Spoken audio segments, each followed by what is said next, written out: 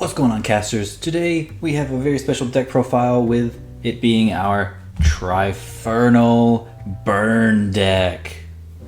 Alright, so let's jump on into this, starting off with our TRIFERNAL.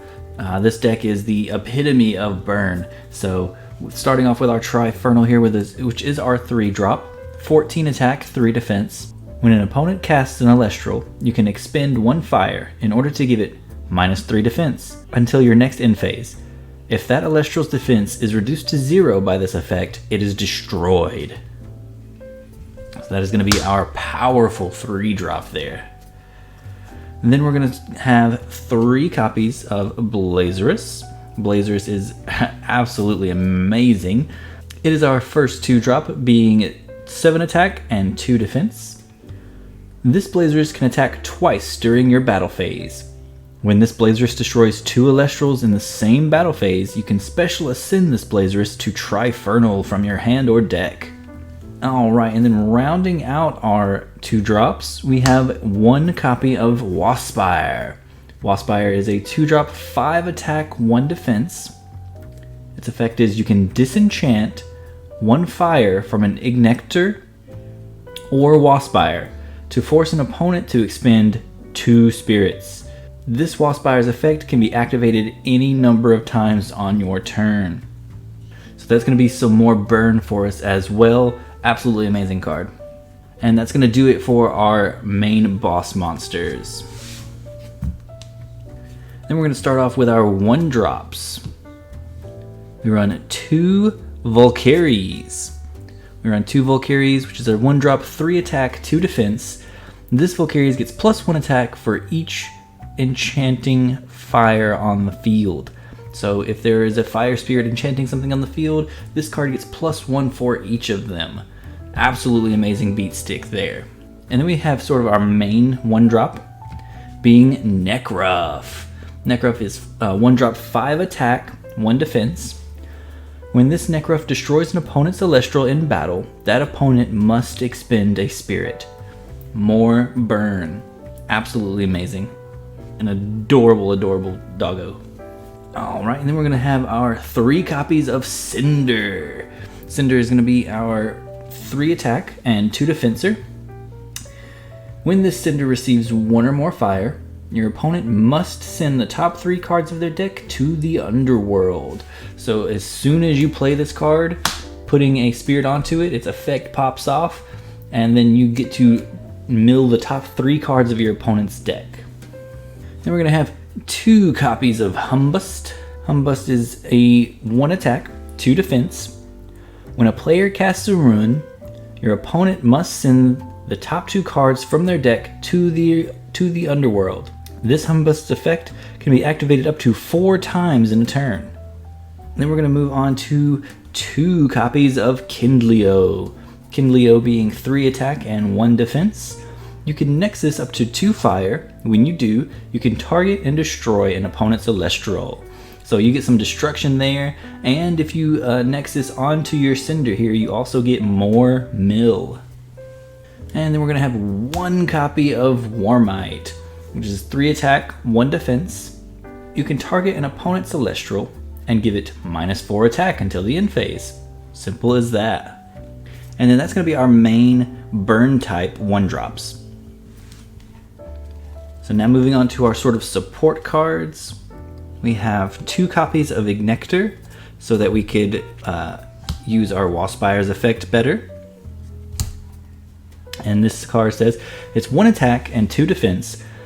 When you normal cast this Ignector, you can special cast up to 2 Ignector from your hand or deck in attack position with 1 fire. If you do, you must skip your next battle phase. So we only run 2 because there's not a lot of room in here. You can probably try to make room for 3 if you want to. If you want to get off if you want to make a deck that revolves around Waspire, that definitely makes a lot of sense to run 3.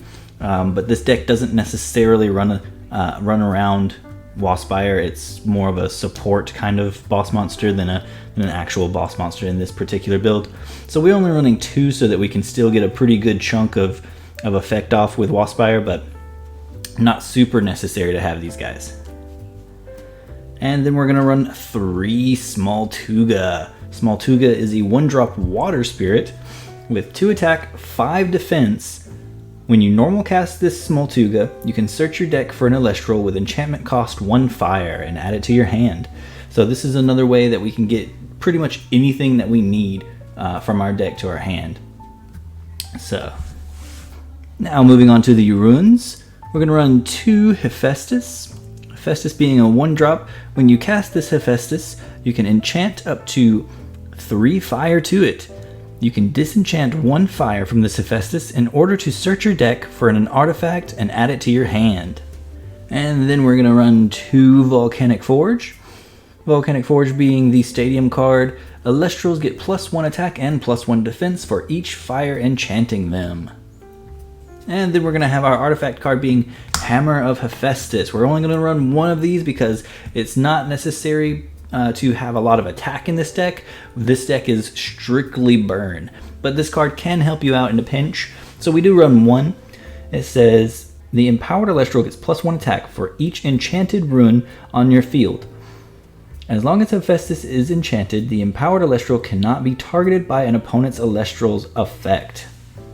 So there is some power boost here, but the main thing you like this for is your protection.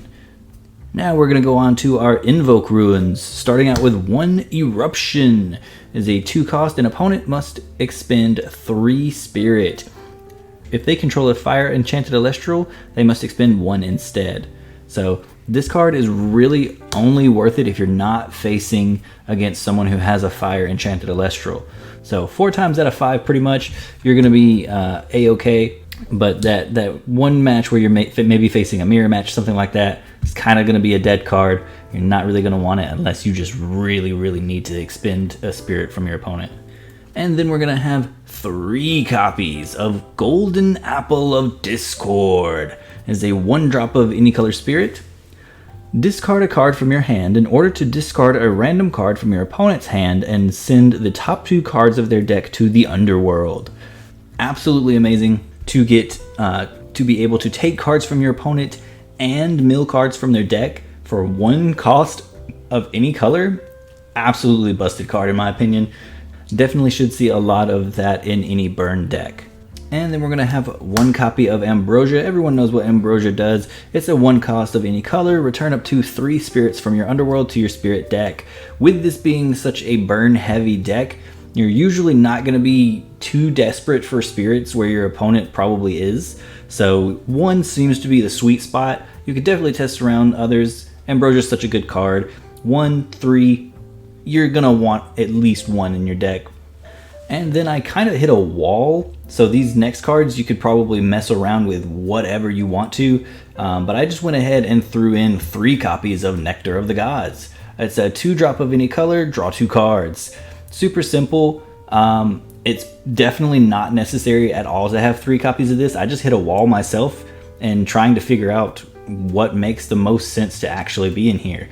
And you know, when you're stuck against a wall, hey, draw power, right? Alright, and then moving on to our counter runes. We run 1 Tsunami, which is a 1-drop water spirit.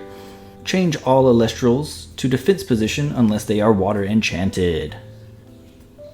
And then we're going to have Shield of Achilles, which is a 1-drop of any color. This Shield of Achilles can only be cast after an opponent's Elestral declares an attack. Expend 1 spirit of any color equal to that Elestral's enchantment cost in order to negate that attack and return that Elestral to their hand. So I find this actually really funny to combo with Golden Apple of Discord. So maybe 3 copies of Shield of Achilles instead of Nectar of the Gods now that I'm thinking about it. Just so that you could bounce the card back and then hit them with Golden Apple of Discord to possibly discard it. That probably makes a lot more sense. But, you know, hindsight's 20/20. And then we're going to have 2 copies of Helios's Chariot. Or Helios's Chariot Ride, I should say. It's a 2-drop of any color. This Helios's Chariot Ride can only be cast during the draw phase. Opponents cannot cast runes this turn. So they cannot activate any counter runes against you.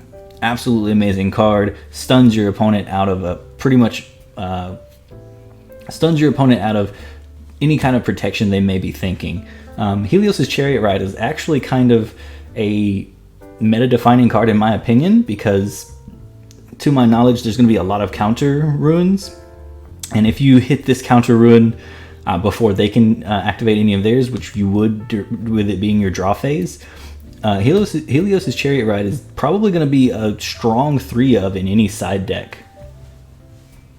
Alright, and then moving on to the spirits, we are going to have 4 Water Spirit, and then 16 Fire Spirits. Alright, so that's going to be my Trifernal Burn deck. Let me know what you guys thought about it down below. Let me know what you guys would have changed. Let me know how you guys have your Trifernal decks. Definitely want to know all that in the comments down below. And if you guys want to know more about Elestrals, go to Elestrals.com or check out their YouTube, where they have plenty of updates and information as far as that as well. So with that being said, I'm going to get the heck out of here. Have a great day. Peace out.